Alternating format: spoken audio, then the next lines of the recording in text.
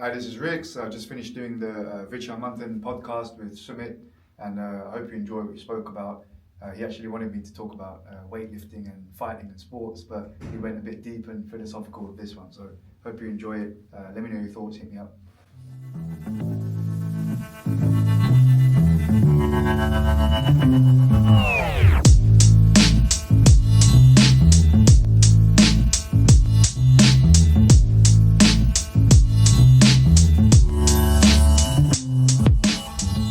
Namaste and welcome to another episode of the Vidya Manthan podcast. I am your host Sumit Sharma, and it gives me great honour and privilege to be hosting this project to disseminate Dharma and see how we can recapture the ancient classical ideals of sustainability, liberty and flourishing.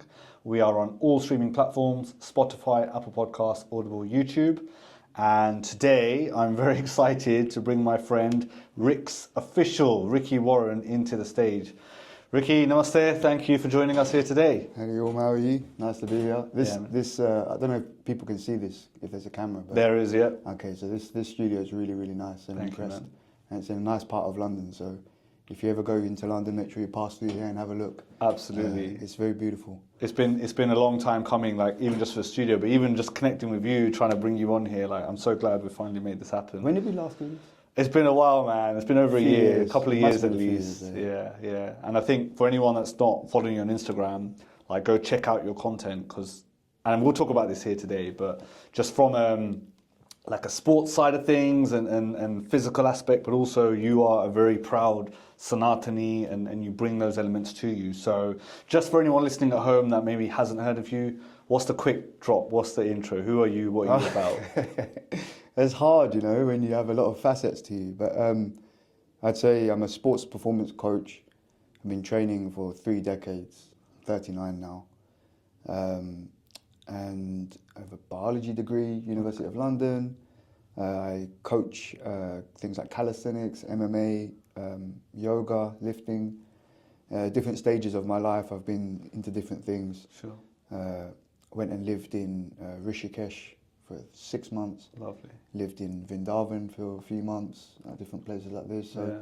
done the monk life thing for a little bit. Yeah. Just wear dhoti every day, eat your simple dal chawal and meals like this. But it's been a very interesting ride so far. Awesome. And it always seems like you're enjoying it too, like everything you're involved in and like the outside view, my Instagram stories and what have you, but I feel blessed even just to get to know you a little bit better.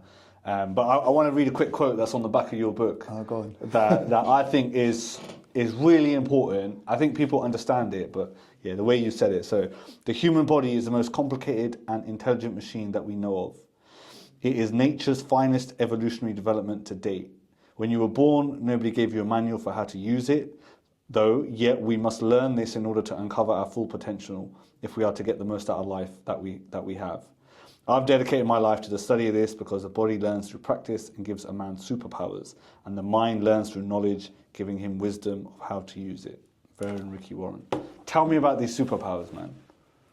What does that mean? Because I think I get it, and I've had conversations with people about it, but for someone listening at home that they've been to like one yoga class or whatever, what do you mean by superpowers? Because it's all contextual how we answer this, isn't it? So I have to sort of zen out for a second, Sure. channel my inner Osho and all these things. So like, essentially,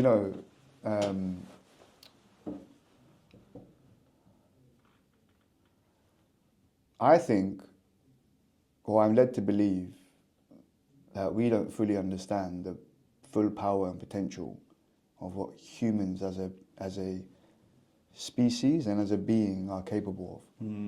And just because, as a scientist who did biology at uni, so my brain was molded to analyze data, right, in order to understand the world. Sure. Yet there's always something more beneath the veil.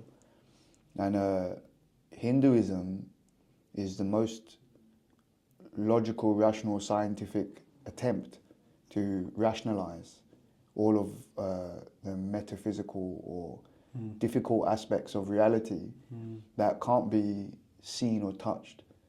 So some things have to be alluded to, and some things can be tested, like gravity. But some things. I'll use a nice allegory here. Yeah? So, Prabhupada said this, and I paraphrase it because I don't like to misquote people. But he said, when the sun rays come into the room, you can see them as individual rays, and they might touch you or touch the floor, and you can see that. But you might not be able to see the sun because there's a roof, right?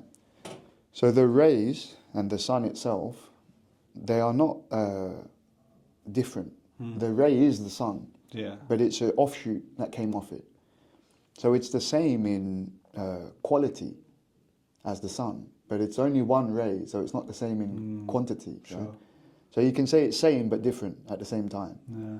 This is the Achinta Beda Beda Advaita mixed with Dvaita Vedanta. Yeah, That's the middle, right? The Vishishta Advaita. So it's like Ramanujan's philosophies that you can't really tell if it's monism or dualism, if it's one or everything. It's both at the same time. If you get a child to draw a sun, they'll draw a circle with lines coming off. So here's the challenge, which Prabhupada put to people. You draw that line between the sun and the ray. Put it there. You can't dissect. It's exactly the same. So we are rays of light, or rays of individual rays of consciousness or awareness or focuses. And the sun is the source of all that collective consciousness or awareness. And he says essentially that because of this, just because you're in a room and you can't see the sun planet itself, you can infer that it's there because of the rays. Okay. Because of the presence of the rays. So because we are here and we're experiencing individual points of awareness, you can infer that there must be a source of all awareness. Deeper. And it's connected somewhere, you know, even though you can't draw that line. So that kind of stuff, it's like you just can't, you have to philosophize about it. You can't make data about it and prove it. And science's only downfall is its reluctance to explore things that it can't measure, because the whole thing is based on measurement. So, you know, philosophy is called an arts degree, but should it be? In the past, even with Plato and Socrates, it was considered the same thing. Science and philosophy and spirituality was one thing, and it was all science. That's so true. So they've separated this. Then you have now Scientology, or the religion of atheism, or whatever you want to call it, this idea that there is no source, divinity or consciousness. And then the opposite, which says there is. If someone's an atheist and they worship, then they simply worship the void or the shadow. But because we live in duality in terms of what we see, there can't be a shadow without a light. What's casting it? Right? So if you say there's nothing, then there has to be everything also. And if you say there's infinite, then there has to be zero, right? So Hinduism brought zero to the West. This concept of the number zero itself. That's true. And the binary code that works off of that, which all technology feeds from. All computers. It came from zero. And zero came from Hinduism, is shunya, right? So zero is the samadhi. It's the infinite space, which is forever. But if you notice, zero is not always empty. Because it has, if you look at it shape-wise, it's got something in the middle. It contains something, and it's like an egg. But also, it can be added onto other numbers and exponentially increase them. You see what I mean? So it's very interesting. Mad. We went so deep straight away right at the start. It's good. It's good though. But that's good. Just quickly though, because you asked me superpowers, and I've got a habit of this. You have to rein me in when I rant. That's cool, bro. We're here to have the conversation. Like superpowers, as far as yoga and Hinduism is concerned, these referring to siddhis. Right. I don't know how capable we are of the listed siddhis, like making yourself any size and different strength and all this stuff. But who's to say that nobody could before? And who's to say it's not real? I'm not going to challenge that because I don't know. We don't know. You know? But also, you look at history, like there were giants, there were small people, there was like humans have changed, evolved, shape, size, being, all that kind of stuff. And like all the time they're discovering animals and things that we just can't explain. I think you hit the nail on the head where you said science, the downfall of it, at least in modern context, is you can't measure it, we can't really understand it. And I love the way you went through the sort of the metaphysical and the deep understanding of what can't be measured, consciousness. If you look at physical systems, So we sort of bring it back to the context of when I said this gives a man superpowers. Yeah. So you've got 11 biological systems. Right. Nervous system, endocrine system, musculoskeletal system, lymphatic, right?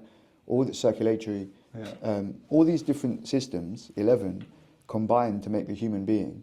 But there is a 12th, which is electromagnetic system. And this is proven in science. You can measure it. Yeah. The heart has a electromagnetic pulse that can be measured 12 feet away from you with a standard medical device. Yeah. So you can sense someone's heartbeat 12 feet away with a medical device. And if we are electromagnetic, this is like a radio, receiving and broadcasting. So we can sense this.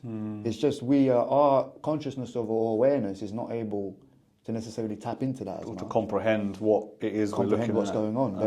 But you can, if you Yeah. listen to yourself, which is what yoga's about, right? Which is the gut feeling, the intuition. And this stuff is tied, so the gut has its own brain. They call it the second brain. Second brain. Yeah. And even the other organs are brains, because they're chakra centers, that's why. Right? So chakra center around the stomach is the begins with M, man, I'm so bad, I forgot. Manipur? Manipura, so yeah, I have it tattooed on my Manipura, right? So that's where all the willpower and the strength and motivation to do comes from. It's your core, right? Yeah. I find it funny that the color of that is yellow. And in America, they say if you're a coward, you're a yellow belly. Oh, yeah. So Imagine that. It's interesting, right? And Yeah. if the color of envy and jealousy is green, isn't it? Yeah. And the heart chakra is green. So it's like almost if they're not working correctly, they show these weak traits. Okay. Like, you get envious or you're weak of character or will.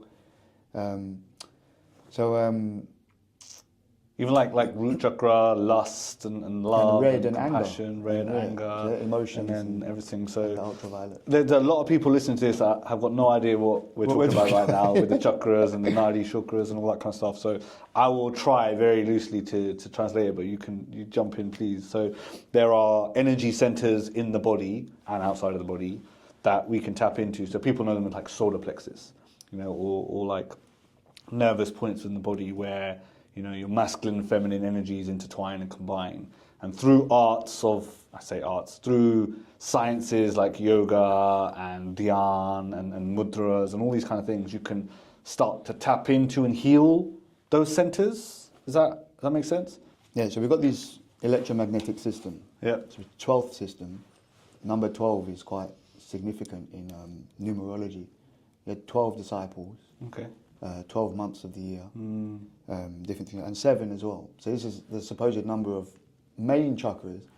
And then the Jewish Kabbalah system has a system of chakras and a network like this. I didn't know They that. use 12 different ones, Right. which are the 7 plus another 5. And then actually there's supposed to be 108 in the whole body, and we know why this number is important. Yeah. Because it's the turnaround of the number 9 fully on a whole revolution, So it's like, in my book I talk about that, a lot of the significance of these numbers.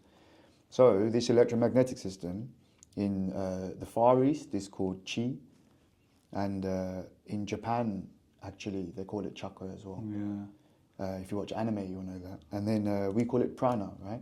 But so it's funny that Japan calls the Chi chakra, but in Sanskrit where it's rooted from, chakra means vortex of energy. Yeah.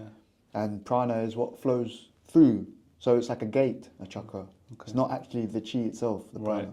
So the prana is what we're talking about. Then we say pranayama, means regulation, restriction, extension, contraction of energy.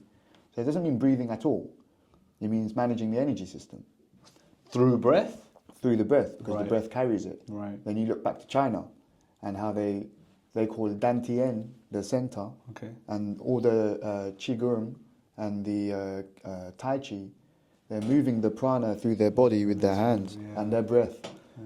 And you can focus. When I say certain things, it's my hairs. Apparently, I read this as well. When your hairs go up on it, when you can make that happen, that's when you're tapping into your energy system. And I can do this. I put my arm there and I go into a certain state You can make your hairs raise Do on your certain arm. things, yeah. You or can across your play body. with energies, like Riki, and there's a few other Yeah. forms of manipulating or So managing energy. Reiki, you can do a 4-week course and be a Reiki level 1, whatever. Yeah. However many courses to a master. It's something I'm very skeptical. Oh, really? And I'm a cynic. Okay. In all senses. It's not bad to be a cynic. No. I'm a cynic. That's what biology does. Yeah. But that's good, because then we look at everything. Then you want to test it. Test it, right? Yeah. Rigorously. So my dispute with that is, just because you've learnt about it for 4 weeks, that doesn't make you Sure.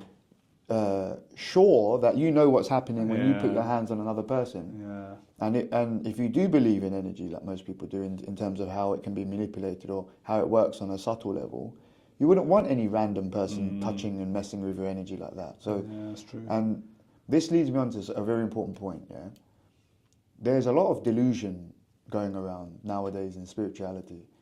There's, I've seen this God, or I'm invoking it and it's in me, or like I'm hearing this instructions. Right. And it's like, I think a lot of it's just delusion. You just want to believe it so much. Yeah. Where's the logic behind what you're saying? Yeah. And so when you put your hands like this on somebody else's, you can actually feel this ball energy. increasing and stuff like that. And if you know how to manage that to a certain extent, you can increase that feeling and make something happen. Yeah. So there's no doubt that there is something metaphysical and energetic going on. But how do we even approach making sense of that? Do we need to make sense of it? In order to understand it. In order to understand it? So I get that, but what about the people, like, history is full of people that are like, have cured people, or, they managed to touch their legs and made them walk again. All these kind of like miracles and miraculous type things that have happened. I don't know if those people understood it. They just happen to have some powers. Maybe there are a lot of people that misuse their powers. Like, no, I think I don't know, man. I'm a skeptic. yeah, I don't believe that in this day and age, in our fallen state, right? You know what I'm saying? In the sense that we're not that self-aware. So I think you're talking about responsibility then. If you have power, or you're able to do things that. Oh, this is what they tell you. normal A can't do. yogi who has all the siddhis will never show them. There is actually, and I forget because it's been a long time since I look at certain scriptures. Sure. But there's 1000%. It's either Yoga Sutra or I think it's Hatha Yoga Pradipika. I think it's this, probably this, where it says that they be your downfall, these siddhis. So if you do yoga, I'm pretty sure, Is that like where like 99%. ego comes in and you can't Spiritual control ego, that? Yeah. So you get these powers, and then you just start to get a bit gassed about yourself. Yeah. And it's specifically written in the sutras that you should not seek siddhis. They will come to you, and so what I see them as is a test. You give someone everything and see what they do with it. Yeah, that's true. And so, classic saying, with great power comes great responsibility. But you have that responsibility to yourself as well. Like, like even Prahlad's father, Hiranyakashipu, right? He got the boon. That he couldn't be, and he thought he was clever, thinking inside, outside, day, night, But Narasim came down and changed that.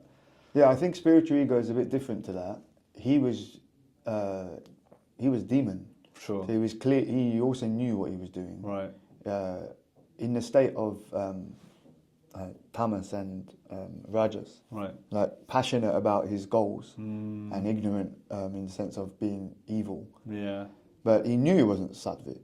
He knew he was deceptive. Well, spiritual ego is much more dangerous than that, because people think they're noble, right? But they can't catch themselves doing twisted things.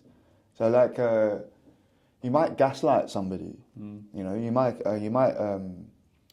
try to mitigate or minimize damage you've done by talking yourself out of it. Right. But it's just defensive subconscious mechanism happening, right? And it's like, just being in denial. Yeah, yeah, it's and true. A lot of people in the past, friends, and I say a lot, I mean like maybe 10 people in my life, have told me that they're either psychic or that they have discussions with otherworldly beings and things like this. And the first time they tell me, I'm just kind of like, You know, Why are you telling me that? No, I'm not denying. I'm thinking, well, how do you know that? The first question is, how do you know you're not deluding yourself?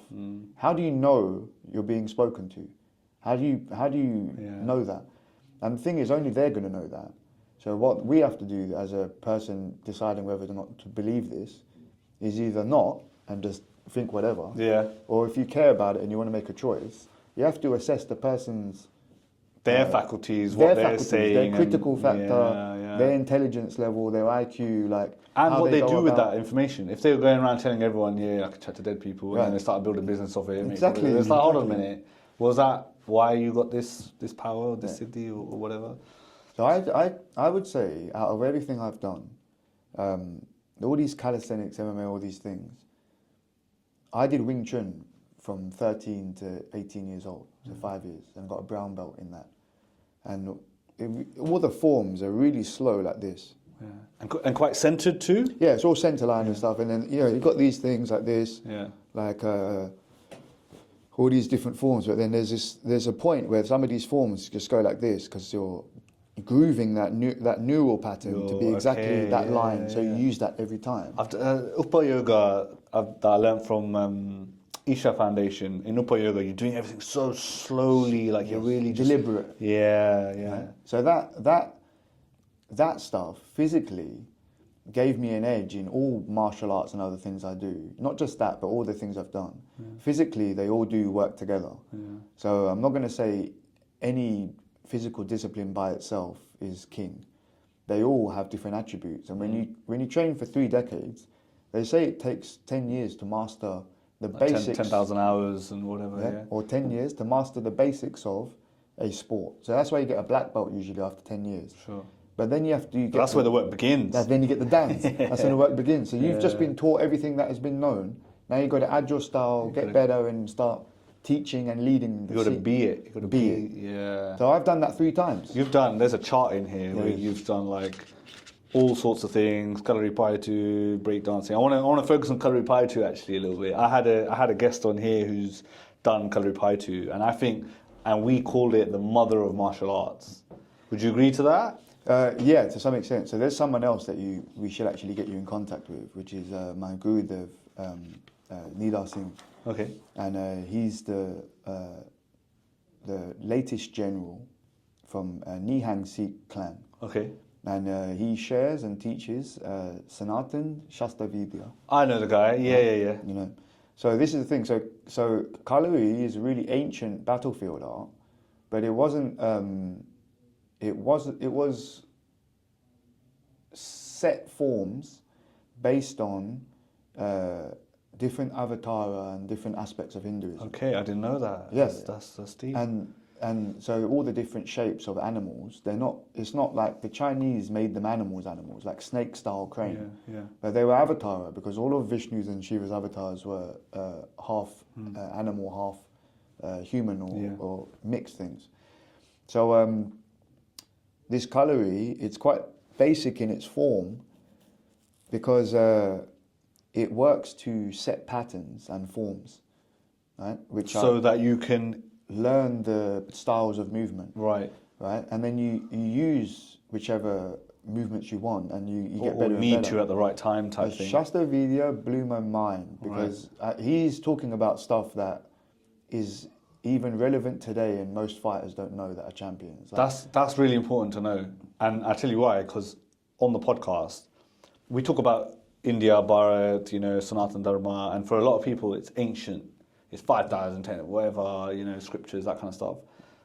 But we live in Britain, it's a modern world, we're in reality, we've got to do what we've got to do. How is all that applicable? How is Dharma applicable to today's life? So what you're talking about now is that it's relevant to today? Yeah, so because I'm getting confuddled now, so just quickly on back what we were saying, because I can close that chapter in my brain.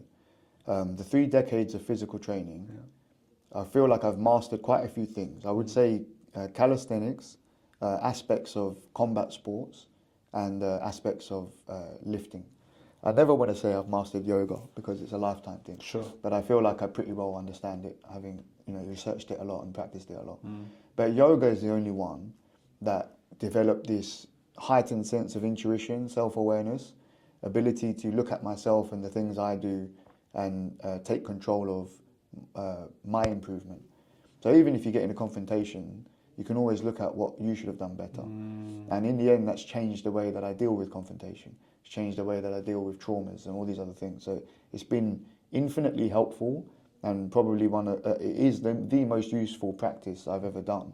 The world is yours for the making, Yes. and you can't really blame anything on anyone else. But It's all physically, you. the other things are brilliant, and they were doing thing, right? So that's that thing. And then you asked about the martial arts. So the Kalupayatu and the Shastra Vidya. The Shastra Vidya, and I'll lead this so we can go into the concept of the Dharma in modern day. But just quickly, because I want to give some honorary mentions. Absolutely. So obviously, of course, Gurudev Babanila Singh, who's my Shastra Vidya teacher, and Baiju Mahandas from Kerala, who teaches me Kalupayatu. So obviously give them thanks and love and respect. But so this Shastra Vidya thing, Gurudev did a talk on Sangam talks recently, and some other. He's such a knowledgeable guy. But I'm going to tell you a couple of principles of Shastra Vidya, right, that are going to open your mind to why this is a high IQ style of combat and everything else. So first thing, there's I can't remember the word for dog that Gurudev used, but I'll just say kutta. So kutta dristi and shir dristi. Okay. Yeah? So you got Drishti is like drishti, the vision, eyesight. Yeah. gaze, focus. So you got dog's eye and tiger's eye. Yeah. Eye of the tiger. Right? So what he says is, when you hit a dog with a stick, the dog attacks the stick. Yeah. When you hit tiger with a stick, he doesn't care, it comes for you. Okay. They said this is one of the principles of Shastra Vidya. So let's imagine we had two sticks like this. Yeah. Right? All right. So this one idea here is, so you do that, right? Yeah. So your line of attack is here. Sure. Now there's a lot of things. There's a line, the angle, there's the distance, there's the quality of the tool and how that is malleable or straight or strict, or the length of it, all this stuff. And your feet, your movement, your arms, where my weight is, your weight distribution, how fast you're moving, up and down, all this where stuff. I'm looking. And even the psychology of what's happening in the moment, right? Sure. So here's an idea. One thing is, let's say you go to attack me. Yeah. I go bang here, I just take your hand before you've even done your strike. Yeah. Right? So if you want to attack me, let's say your stick is yay long, you have to be this close minimum to touch me. Yeah. But if I want to attack you, I can be here and just chop your hand from here. Sure. And you're not going to be anywhere near me. Yeah. So I don't go for your weapon. We don't do all this Jedi lightsaber spinning. We just chop your hand straight and then go for the kill. Yeah. And these principles, they make a lot of sense. So one of these moves we do. I feel like I should just throw it like a couple of things at you now. So we set it up. So we're offer something like baits, deception. Okay, So so if I do this to you, okay, if you let's stand up. Sure. So you're gonna move this way a little bit, and towards me. And keep facing me. Okay. Yeah. So now, do you feel like you've got a better angle on me? You do. Yeah, I reckon I can get in. You've got both right things across facing that. me, and I'm going this way, right? Yeah. So what I actually going to do when you do this, go back. So now do it again. When I do this, do you feel like you've got an angle? Nah. No. There's But I'm still the same no. place. Even if I'm just pointing from here. Yeah. This finger, if you keep moving, it puts you off attacking because it feels like this is my Now center. you're here, or But I'm still there. Yeah. So they do this, and this also blinds your vision. Yeah. So at the point it goes here, look, your eyes converge. Yeah. I don't know what I'm doing. So if I point my stick in your face and it makes your eyes converge, it takes away your peripheral vision. Okay. There's lots of different things. One last thing. Okay, go on. So this is a nice setup. You gotta lay me on the floor. No. It's just so this is, we got sticks. Yeah. So this is a setup. So I'll come here. I'm offering you my wrist, my neck, and everything. So when you come to do that, what I'm going to do is go slow again. I'm going to go like this and present an angle of attack, which you're going to want to defend. So do it again.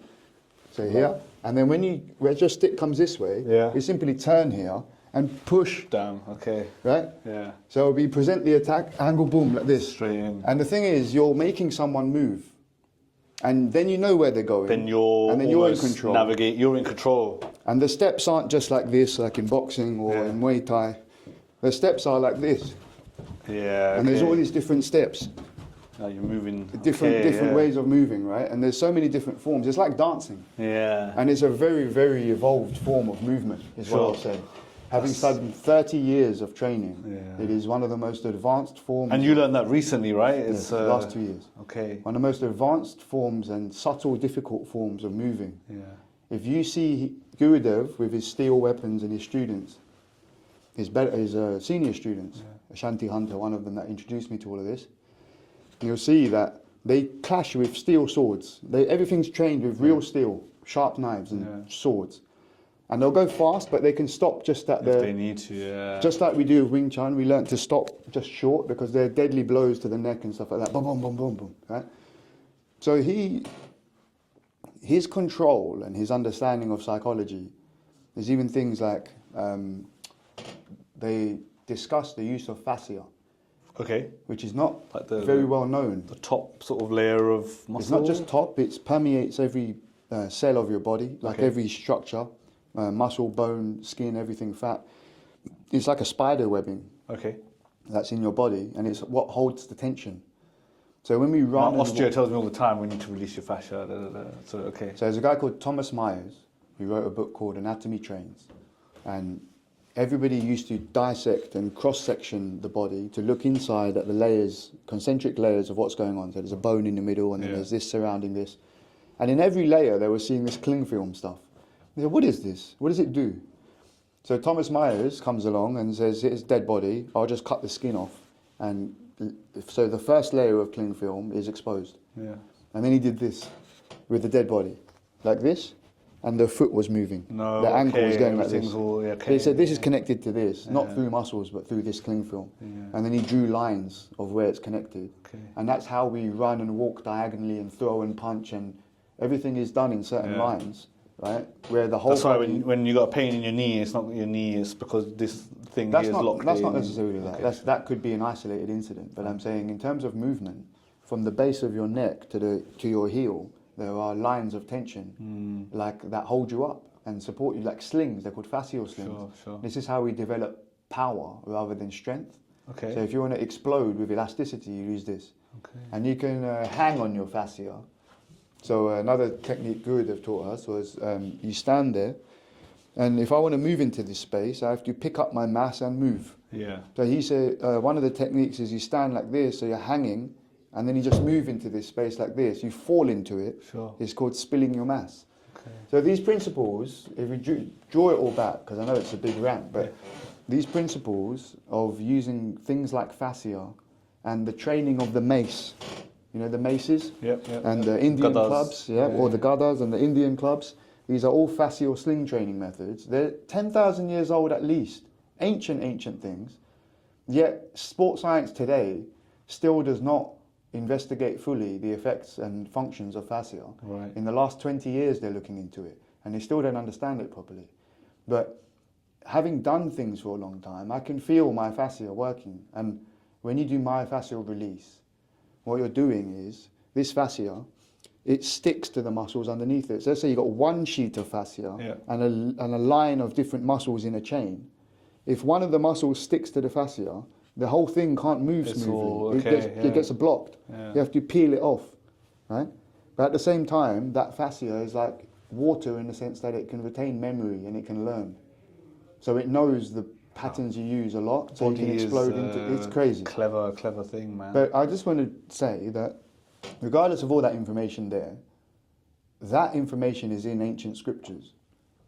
So where have we lost our minds? Where did it go? This information and all. It's not just British colonialism that was responsible through lack of practice. Did we not practice it enough? Maybe the world didn't need it so much, and maybe we've moved into an age where we might start to need it more. I can imagine so. And it's like that doesn't mean it's a good or bad thing, but war is war.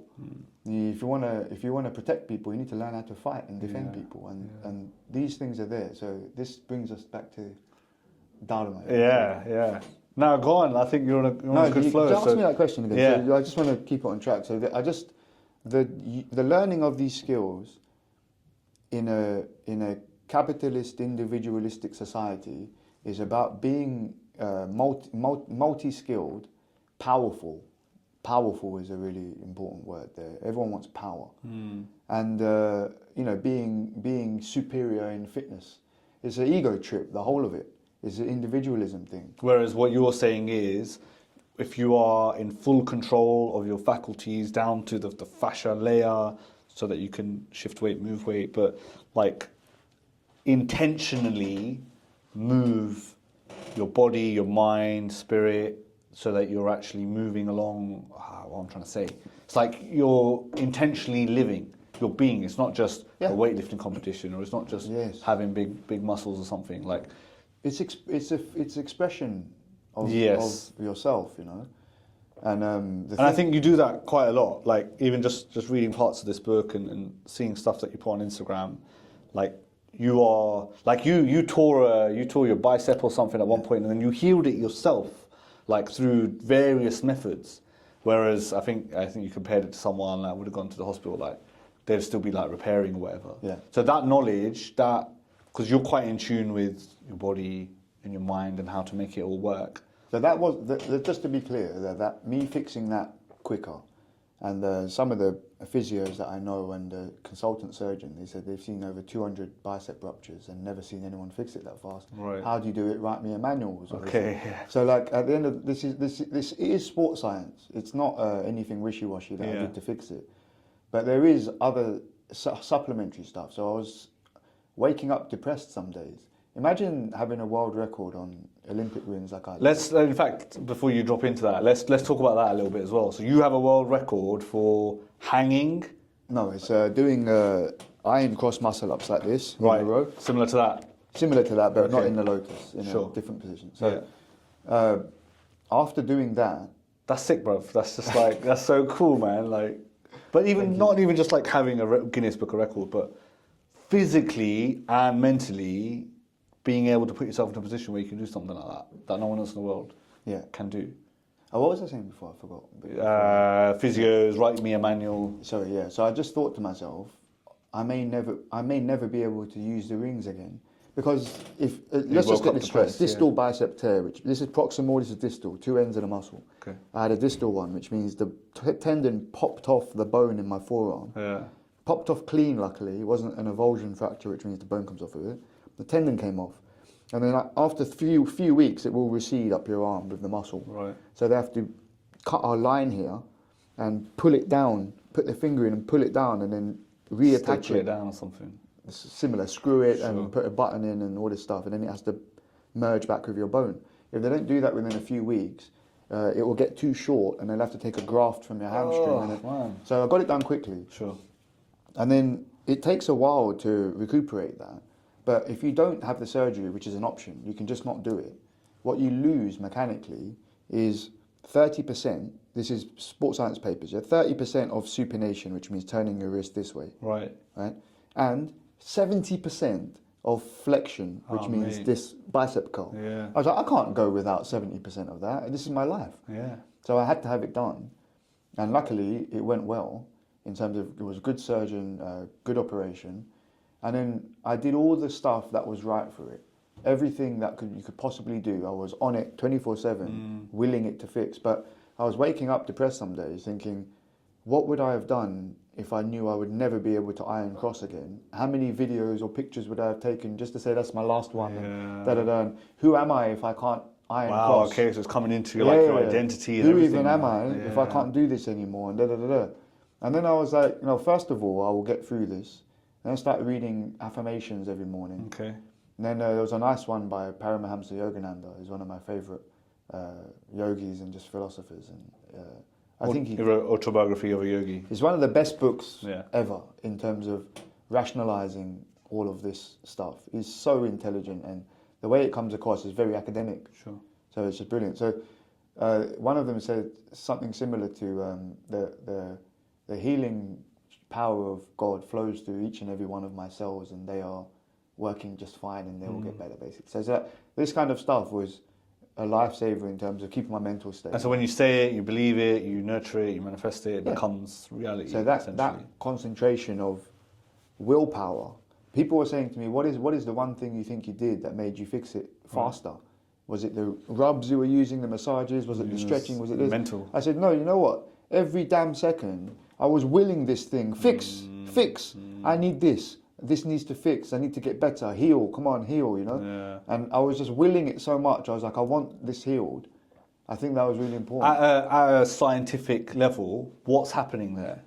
Are you channeling energy on another plane into this space for it to... Yeah, that's not scientific, but I mean, in terms of, they wouldn't accept that as a hypothesis. Okay. But I mean, you mean on a like, how could you describe that? Describe it? Yeah. What is willingness? Like, we're talking about energies and subtle energies and chakras and all this kind of stuff. Is there a way that we can put that into words? Is it dhyan? Is it, I don't know. I mean, there's dharana, which is concentration, which comes before meditation in Ashtanga, which is like fire staring, chataka and stuff like that.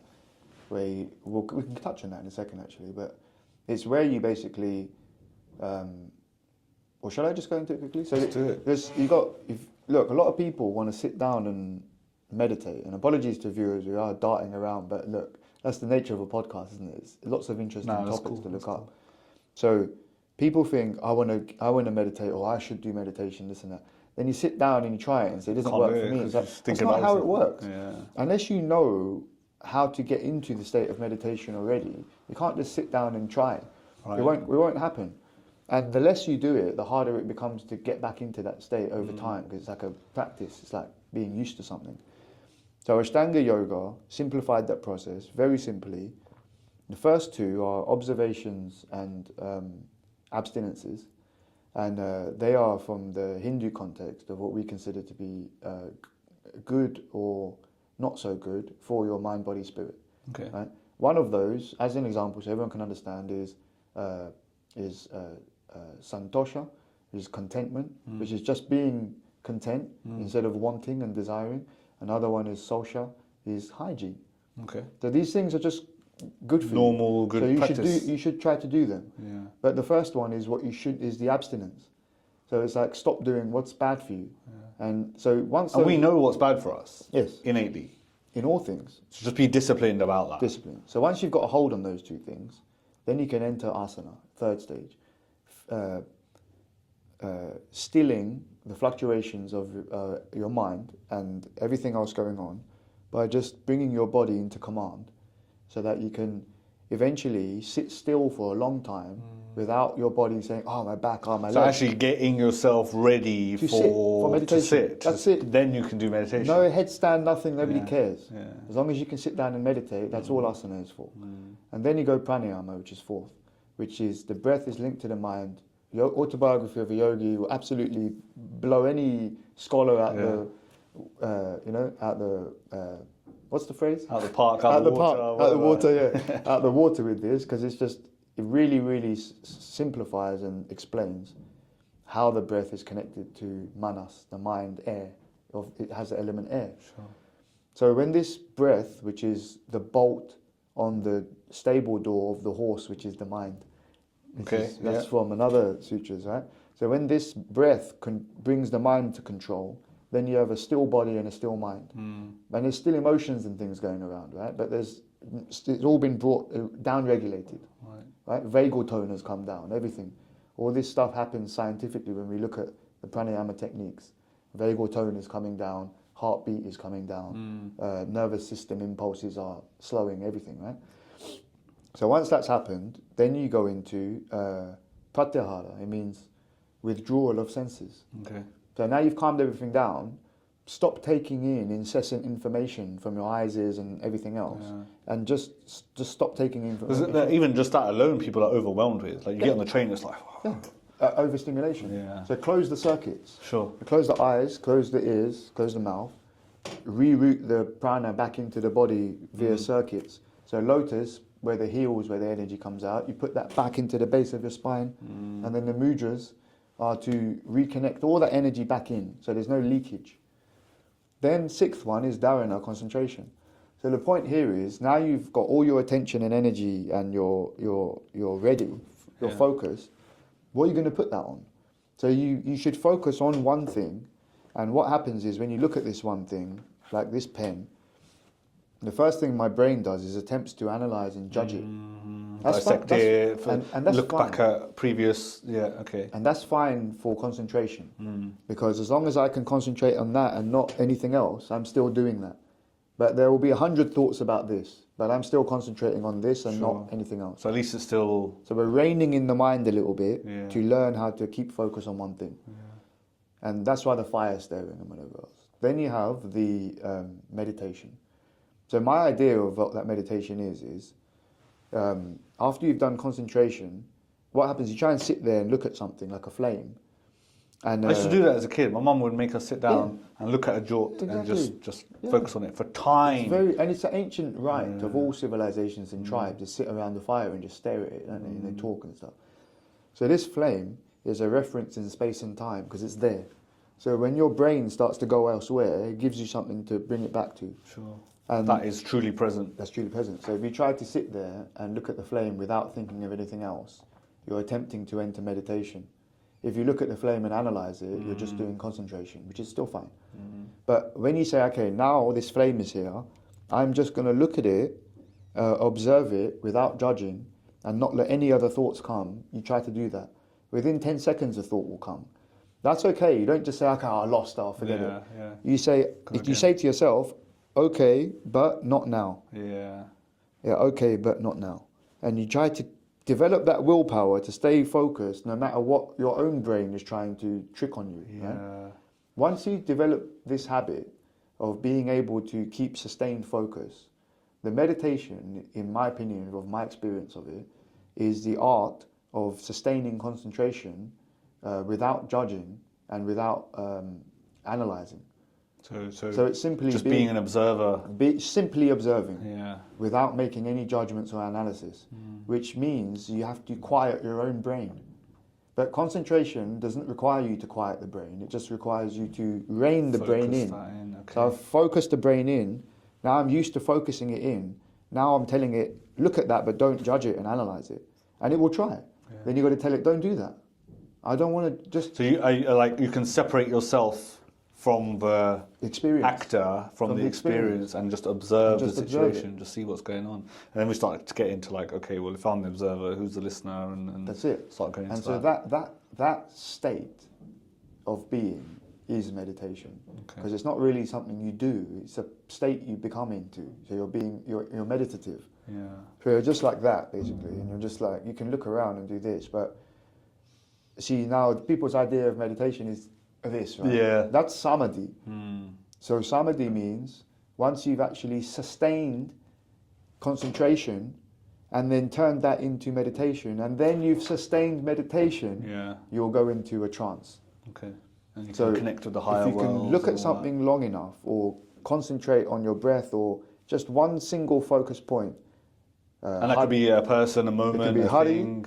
It can be Om, it can be Shunya, void, nirvana, it can be whatever you want it to be, but it has to be a single point. Okay. And you can observe that without judging. When you can sustain that concentration on that thing without analysing or judging, the trance happens. Sure. And you become one with that thing.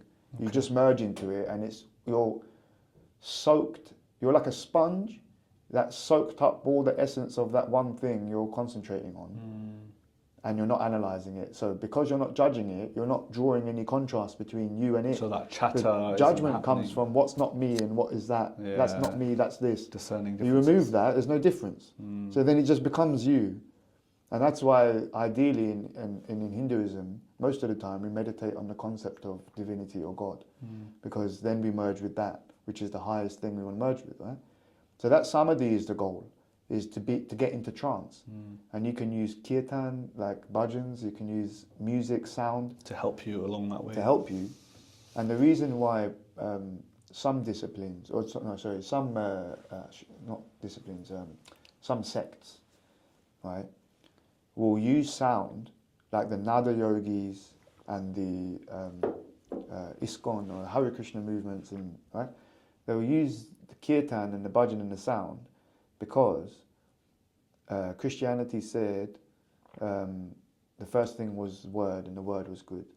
And Hinduism says the first thing was Om and science says the first thing was bang, Sound, and that is sound. Yeah. So the first thing that emanated was sound. Its first element. So that's the easiest thing to Take you back. change your, your being, sort of. Because music can change you, right? You can listen to some hardcore rap, hip hop, and you'll be like, Yeah, state of mind, because it's frequency. Yeah. And Energies. our bodies attempt to assimilate or merge with stable frequency. So if something's a stable beat, your body will start moving to it. Or if there's a single frequency, and it's not, we have to take the sound part out of it, because that's what we recognize that energy as, because we hear it. But there's audible sound and non-audible sound. Yeah. So sound is nothing, it's just energy.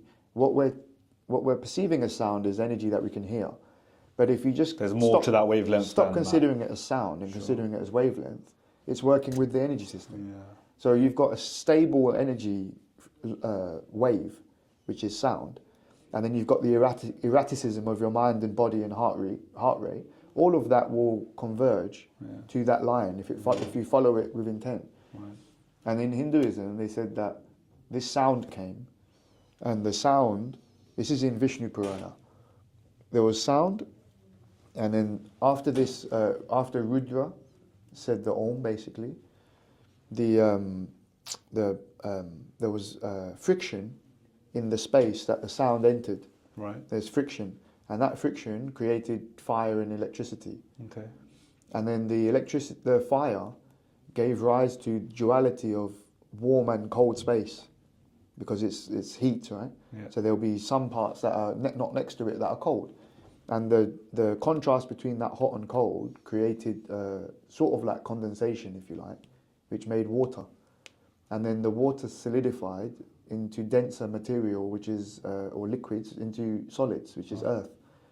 So we are in this plane in earth bodies with water and fire metabolism, and everything is in us. Yeah. We have all of those.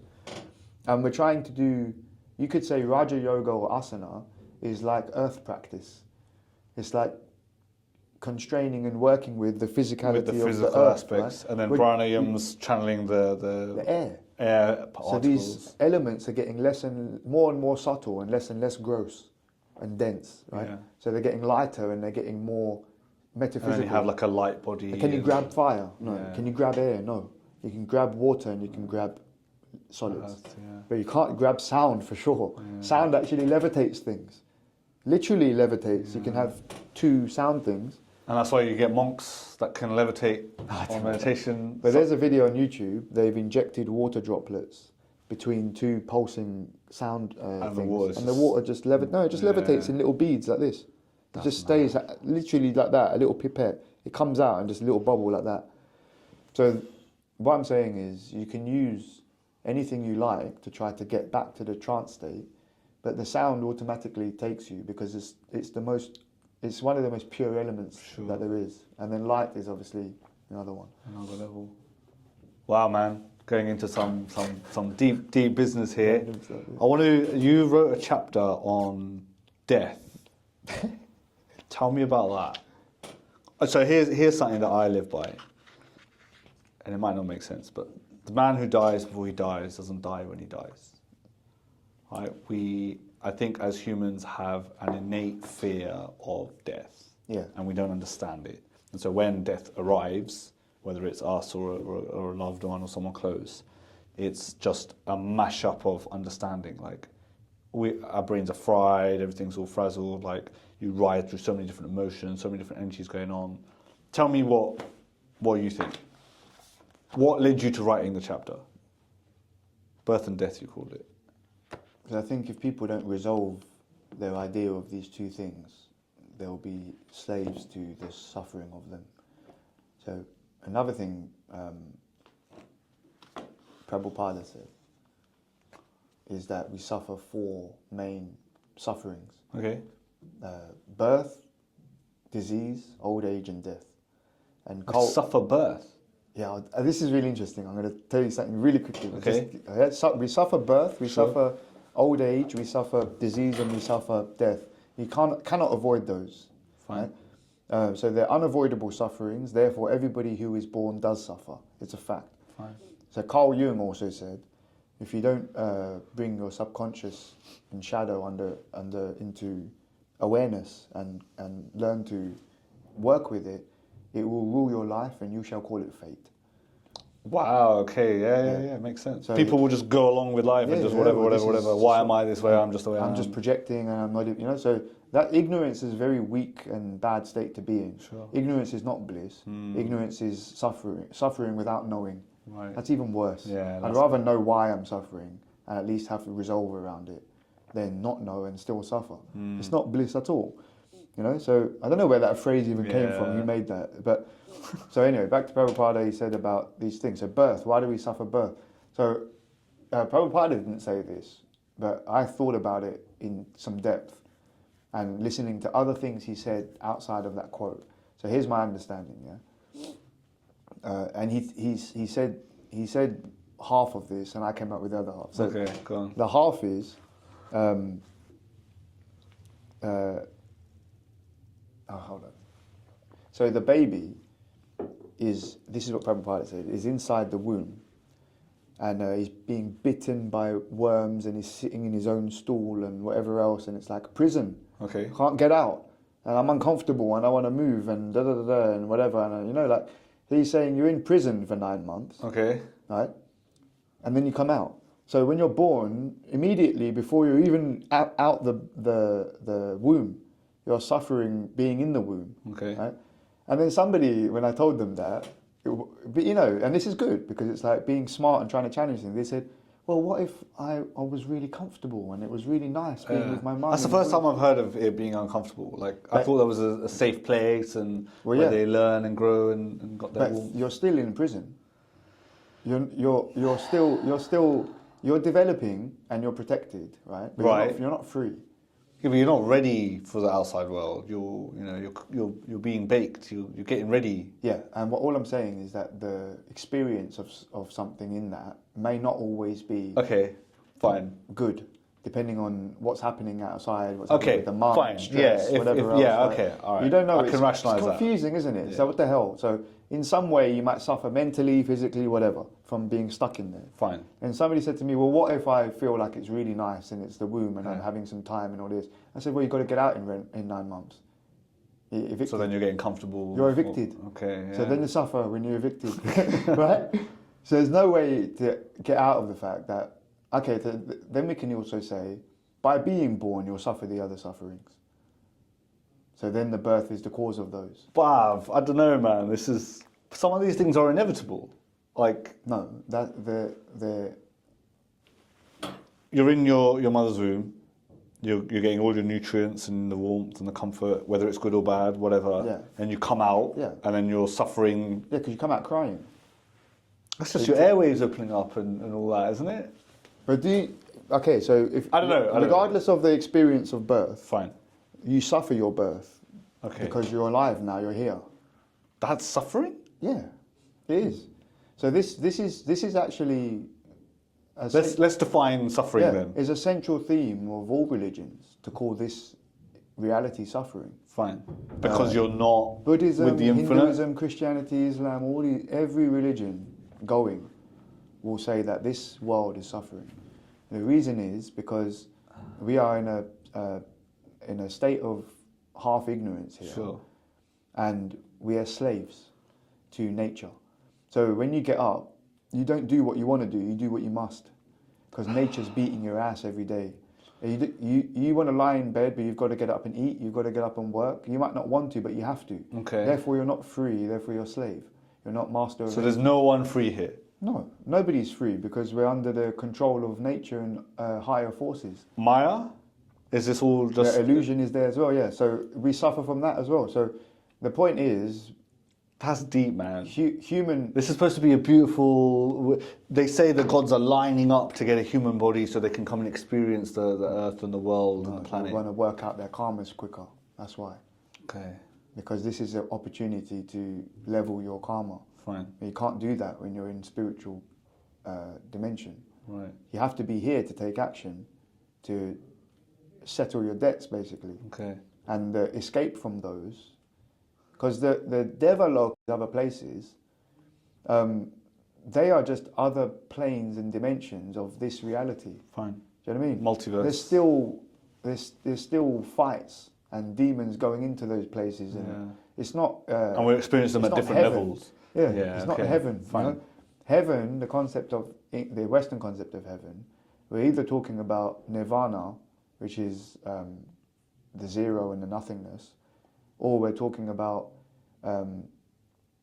being in the aura of and at the feet of the Lord, or merging with the Lord and the divinity. So you either want to merge with it, you want to sit next to it and bathe in the aura, or you want to go somewhere quiet, shut the door and go to sleep. But all of those are escapes from samsara, which is the cycle of suffering. Okay, fine. Continual cycle, a snake eating its own tail. That's suffering. Doing the same thing over and over again, expecting a different... Okay, right? okay. So when you put it like that, it makes a little bit more sense. I was just thinking individually, this baby girl, baby boy is born, and we're calling that suffering, but contextually... Yeah, contextually, yeah. I'm saying because to be born means you will die. Fine. And you're going to suffer that. So it's like you will suffer because you're born. So the Hindu idea is to try not to be born again, right? So that we don't have to suffer the continual cycle. Release yourself from attain moksha. Yes. So here's a quote. Just a quick one. Go on. Settle your debts. It was. Karmic. It was. I think it was Chaitanya Mahaprabhu who said. Let me find it. So let me show it. There's water for you as well, by the way. Oh yeah, I've been drinking it.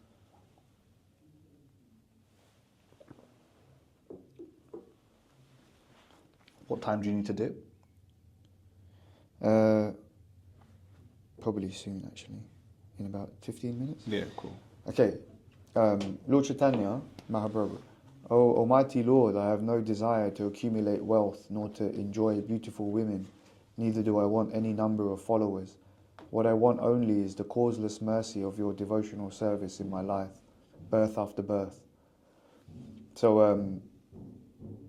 I wrote something here to try and summarize something that Prabhupada was saying. So look, an impersonalist philosopher, someone that says that there is no personality of, so this is like Sikhism, if you like a Waheguru,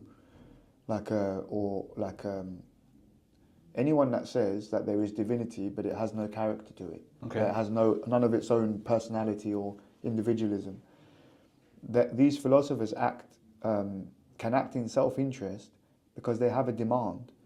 They want to become one and merge with the Supreme Being.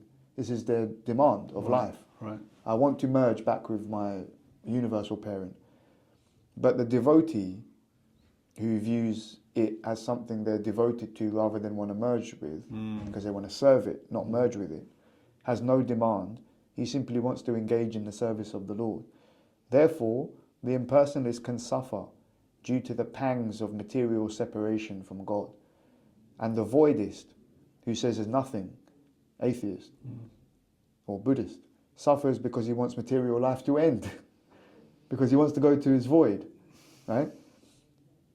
But the true devotee never suffers because he is simply enjoying being in the service of the Lord, in the mood of pure devotion, bhakti, and is willing to endure birth after birth. So some of these, Prahlad Maharaj and Lord Chaitanya, viewed birth as an opportunity to keep serving. That's why they were just happy all the time, because every moment is an opportunity to serve. Wow. But we don't view our lives like that. No, we don't. It's an opportunity to serve ourselves. Yeah. Right? So that's why we suffer. Because in the end, anything we do for ourselves is lost. Fine. Unless it's spiritual, then it's in the bank forever. Yeah. But whatever you put in the bank now, it's done after you're gone. It's absolutely done. So what's the point of it? Yeah. What's the point of legacy? What's the point in world records? You don't know anybody's name from 100 years ago with a world record. You don't know one name. Not one from 99, 98, 97. You don't know one name. So who am I anyway? What does that even mean that I got a world record? So some of these things, I was thinking like, even this is not fulfillment of life. Fulfillment of life is resolving for myself how and why I got here, or why I suspect I'm here, which my answer would be is to perform my Dharma and pay for my karma. That's why I'm here. How I got here is a different question, and we will never know that, but we can speculate on it. And then you've got how am I suffering? I told you those 4 ways. Then the next one is why am I suffering? And if you say there's no karma, then you will view suffering as a slight on you that's undeserved every time. You'll be like, why me? Why me? Why me? And you'll go through life suffering from that. Sure. Until you can accept it, that it's just there. And then if you go a step further and say, actually, I brought this on myself in the past somehow, and I will use that knowledge to treat this a different way and get through it in a more constructive, positive way, and that will yield me a better result in the end. Net worth, net balance of karma. Wow. So my cause and effect. So it's like taking responsibility for everything bad that happens to me is my fault, and somehow, and I will accept it. Number accept one. it. Maybe adorn it, you know, like, Yeah, and now what can I make good from it? work through it. Do the work I need to do to actually get over it, Accept and it for it and not work to be a through it. problem in my life. And that requires a philosophy of understanding purpose. People aren't ready for that. I fundamentally believe people are searching for purpose in life, Yeah. and all aspects, and they will go through life looking for it. They'll dive into whatever, a sport, a painting, whatever, right? And people discover things later on in life that this is my passion now and that kind of thing. So we are constantly searching for purpose, but the media, corporations, whatever you want to say, you know, capitalism, etc., will gripe at you and play identity politics with you and say, actually, I want you to belong to this. Da, da, da. So people stumble through life if they don't have purpose or don't look for purpose. Yeah, but this is why this world is called suffering, because it's another word is someone uses anitya, is temporary. Like it's like I got another quote here. This is from somewhere else. It's not from Hinduism, but these things.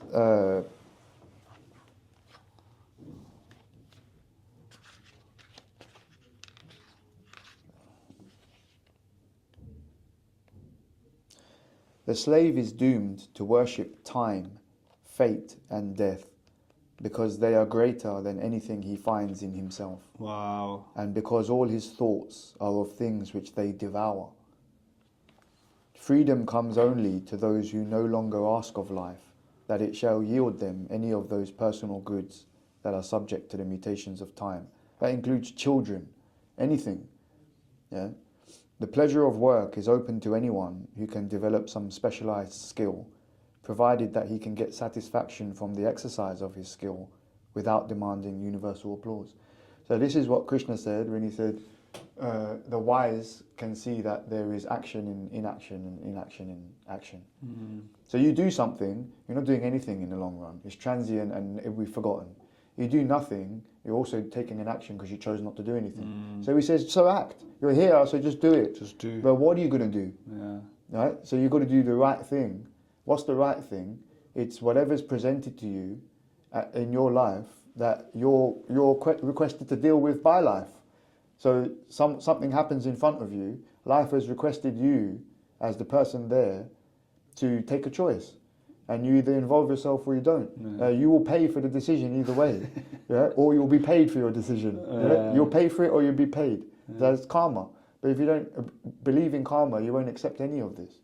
So this is the point. It's like, I just really like where it says, all his thoughts are of things which they devour.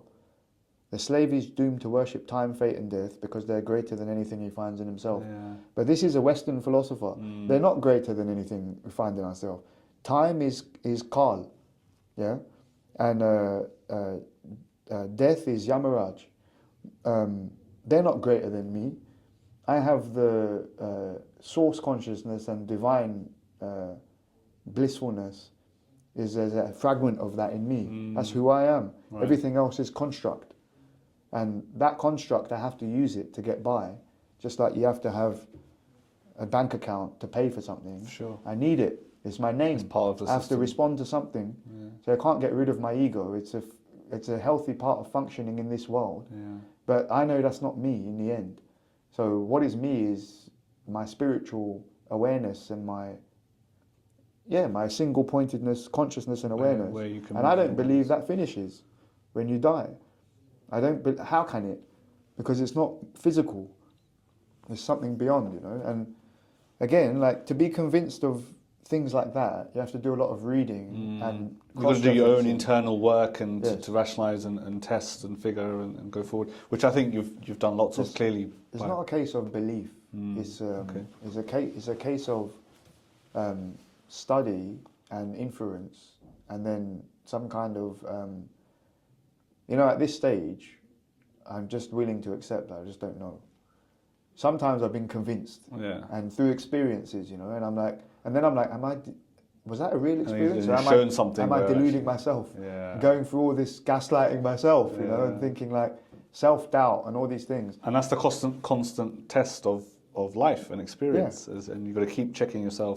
But then I came, certain things are just now deep in my psychology, like Dharma, Karma, and all these principles. So the whole thing about, let's debate if it's monism or dualism or the nature of the universe and all these things. I don't need to debate them anymore. Because I don't care at this You're point. santosh with them. Yeah, I'm like some of them make sense. Some of them are a bit more hard to understand. I'll figure it out when I'll figure it out if I need to. If I need to, but see this relationship with the divine. Yeah, if you choose to accept that there is something higher than everything else, the relationship that you build with the divine is what gets you through everything materially, because it's like you should hand off all your suffering to, let's just use the word God. I don't like using it, but it's the Western word, right? It's not what we consider that thing to be. Actually, I like Satchitananda, which is truth and never-ending unconditional love and bliss. You know what I mean? Like, that's what God is. So that thing is like, so hand off all your misery, all your suffering, all your unknowns to this, all loving. Not all of it. We have to work through it. You have to be but responsible. I'm like, if you serve that thing in your heart, then why can't I ask for protection? Okay, look, I'm suffering a bit now. Can you help me remove this, because this is a bit bigger than me? And to ask for it, and it feels like you took a weight off. Whether it works or not, or it's true or not, or whatever, nobody's going to know that. It depends on your relationship. Sure. Which is why the dualism view of God tends to help people connect with God better, because how can you love someone you don't know? You have to learn the nature of God and the pastimes of the avatars and stuff, to learn why we should love God, because of the pureness and cleverness and everything else that they exhibited when Krishna wrote Gita. It's like, I'm so thankful for that book exposing to me things that make sense in terms of why. So the whole of Bhagavad Gita is telling Arjuna, this is why you're suffering, this is what you've got to go through. This is what you need to do. And it was like a book that I was just like, this has answered so many questions. And like, I'm so thankful for that alone, that whoever wrote that and whoever is calling themselves Krishna, that person is godly to me, in terms of what they wrote was godly, and the accounts of that person on this planet were godly, and the nature of their being in terms of how they behaved was godly. So I'll accept that as close to divine as there is. And when that thing tells me it is divine, I'm like, well, all right then. Yeah. So then you just get to a point where you're like, I believe something is there.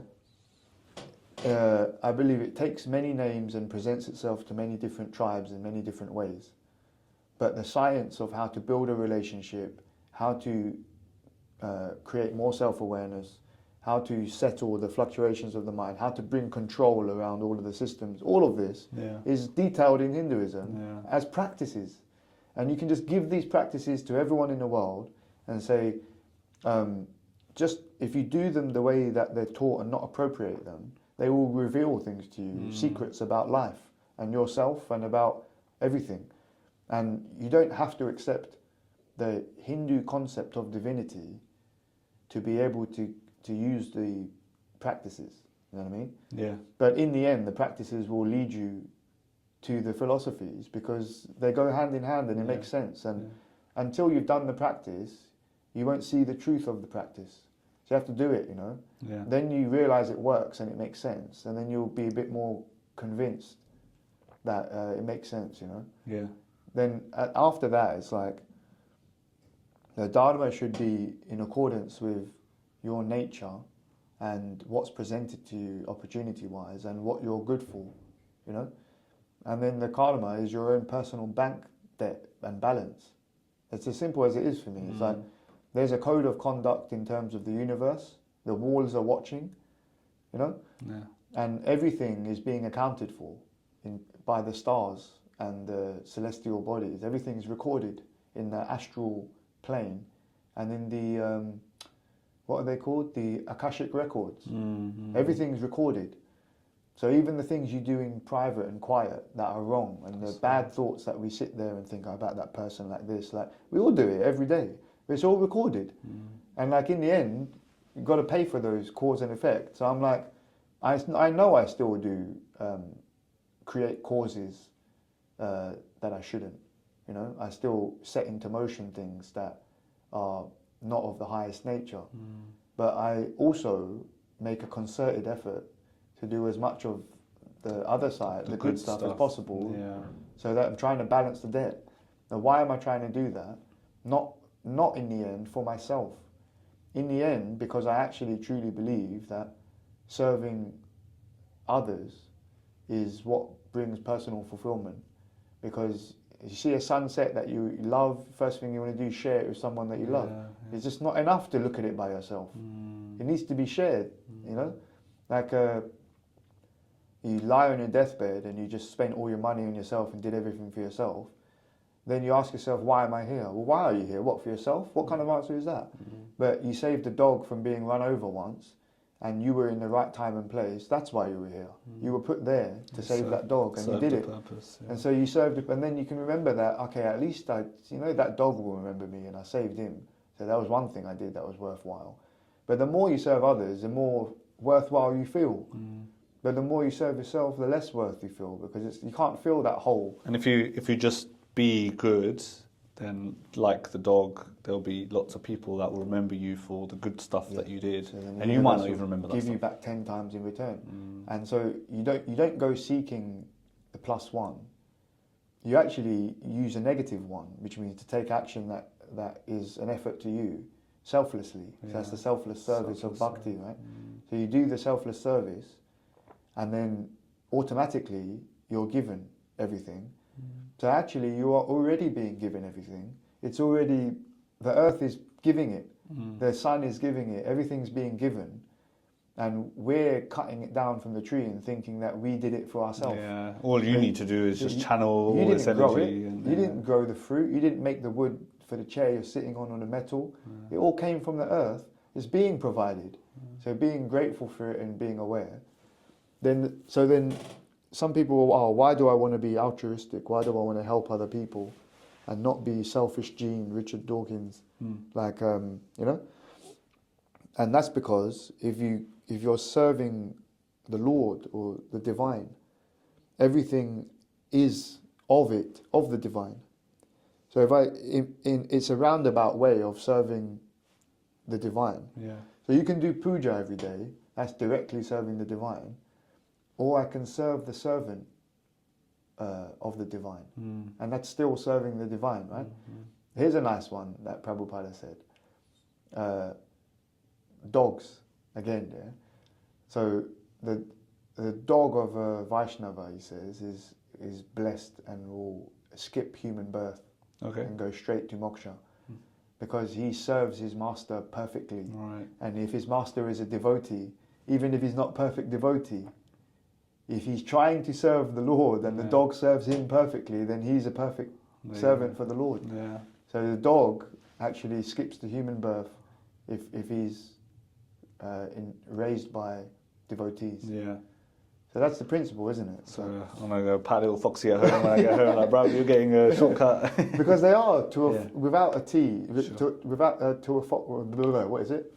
a T, without a fault, they are very, very loyal and serve us perfectly, except for, food obsession and whatever else they have. But their nature is to just want to serve. Just stay loyal, yeah. Dropping bars of wisdom here on the podcast with Ricky Warren. They're not mine, they're all others. I know you're short on time, but I want to do something called a rapid fire round. Okay. We'll ask you a couple of quick questions, Yeah. and we'll go from there. Can you tell me about a paradigm shift in your life? When I left marketing and sales and realised that making a lot of money doesn't make you happy or doesn't fulfill you. Sure. It's a tool and it can be useful for making action happen, but it doesn't have any inherent fulfillment in itself. It has to be spent to create that fulfillment. Sure. And most of the time when people get that money, you become spendthrift is when you're tight with it. Yeah. I mean the opposite. So you loosely. You have so many assets, more money, more problems. Yeah. You have so many. You start to get so many assets, and all these things are just taking energy from baggage. Another way. Yeah. When I go traveling, India, Thailand, wherever, I just take a backpack and take 5 shorts, 5 t-shirts, few.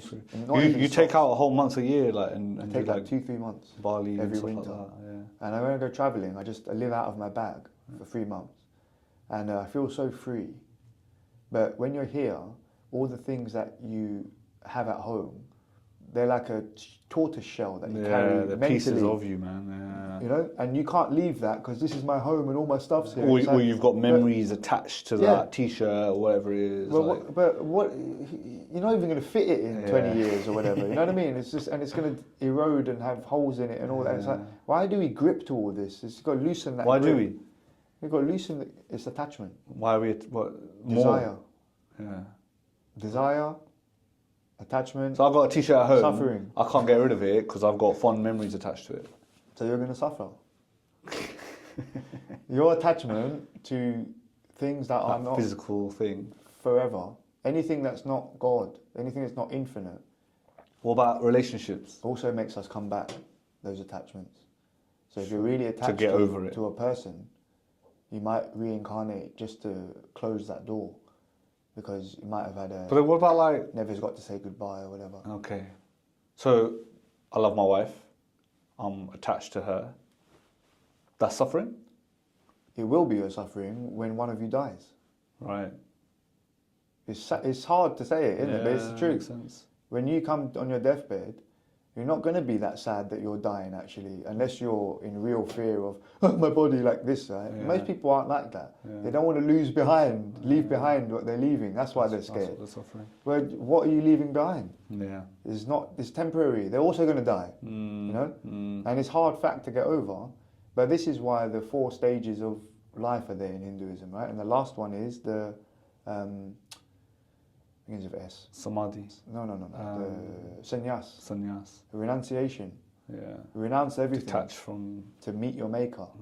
But the point is, why are you doing that at the end? You're assuming you're going to live that long. You might get run over by a bus. Touch wood, we don't. Yeah. Right? So right now we have to take care of these resolutions at least. Yeah. Do the best you can. Yeah. All right. What's the best piece of advice you've ever been given? That's too hard. Yeah? I don't know. All right. Have you got a favourite book?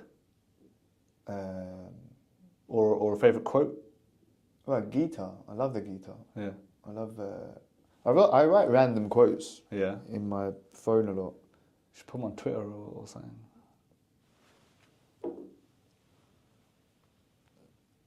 Personal fulfillment is not contingent on recognition or the social construct of success. It underscores the possibility of achieving contentment and self-actualization outside the conventional metrics of achievement. I like this one. Some philosopher wrote this. Each individual, when separate, is not self-sufficient. He must be related to the whole state as other parts are to their whole. While a man who is incapable of entering into partnership, or who is so self-sufficing that he has no need to do so, is part of no state. He must be either a lower animal or a god. Wow. Okay. All right. If you were, this would be interesting actually. If you're stranded on a deserted island, you're going to take 3 things with you. what would they be? 3 things. I don't want to live long, am I?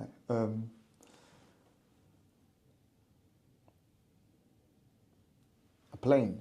You know what? I used to say that. I take a plane and go wherever I want. Okay, all right. And then some other things, yeah. Do you have some, and you probably do, but what's your main guiding principle?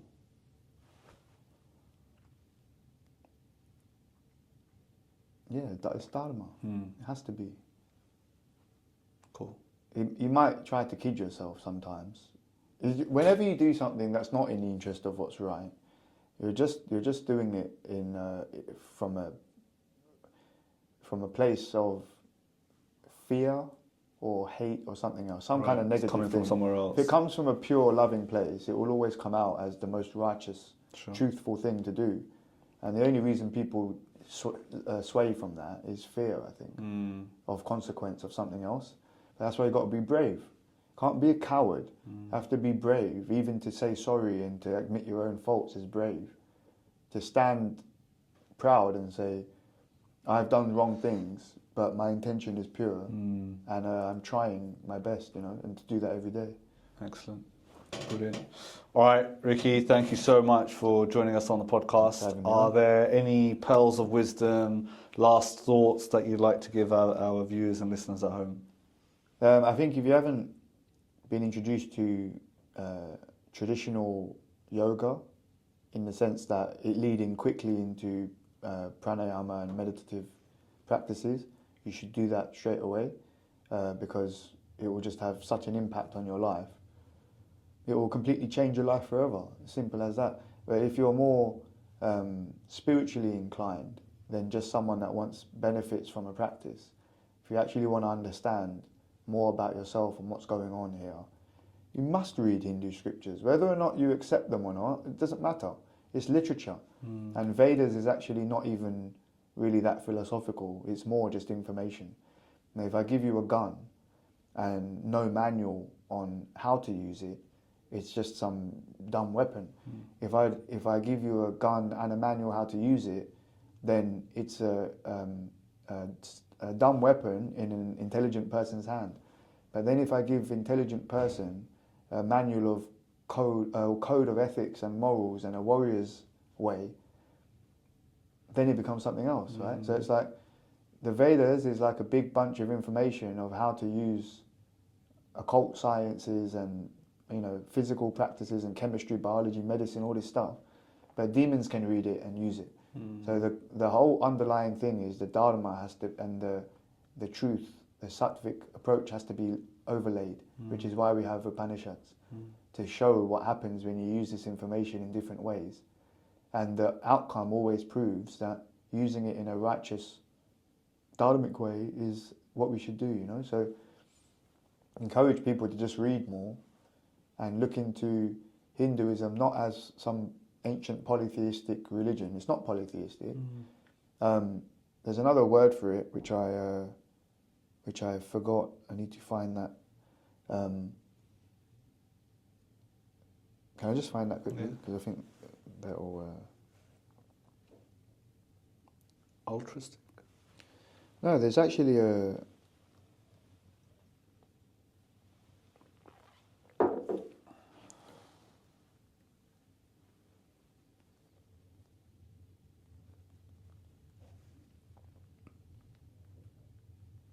Oh, there's no into it in here.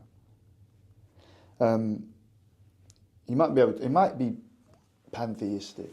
Okay. It might be that. But the concept is there are many, many, many aspects of consciousness and awareness, but all of them are from one individual source. So all devas and devatas and demons and all these things, they're just aspects and fractions of consciousness and awareness. But they are not the whole. None of them are whole. They're like the management team. But the CEO, the boss, the cause of all effects is just one. And that is represented as Om or as Hari, right? Essentially. Yeah. So it's not a polytheistic religion at all. Polytheist means there are multiple gods and nobody is above them. They all have different powers. There is something above everything, and there's only one thing of that that is the singularity, cause of all effects. Do we call that Brahman? No, Brahman is, well, that's what a monist would call it. Right. But Brahman is the universe. Right. Right? And then the Atma is the soul, and the Para Brahman is the cause of the universe, Okay. and the Para Atma is the cause of the soul. We're going to need another podcast to dive into some of these things here. But Riki, thank you for joining us. It's been a wealth of knowledge and wisdom. I thought we were going to be talking about like fighting and lifting and all that kind of stuff, but you've spoken about some very profound things embedded within Sanatan Dharma and everything which you represent. So thank you for joining us. And to all our listeners at home, have a look at Riki's book, New Age Yoga. I'll drop a link in the show notes. Catch him online. I'll drop another link. Instagram is always popping off with something interesting and crazy. And you know where to find us: Spotify, Apple Podcasts, Audible, YouTube, and your favorite streaming platform. My name is Sumit Sharma, and this was the Vichar Manthan Podcast. Namaste. There you go.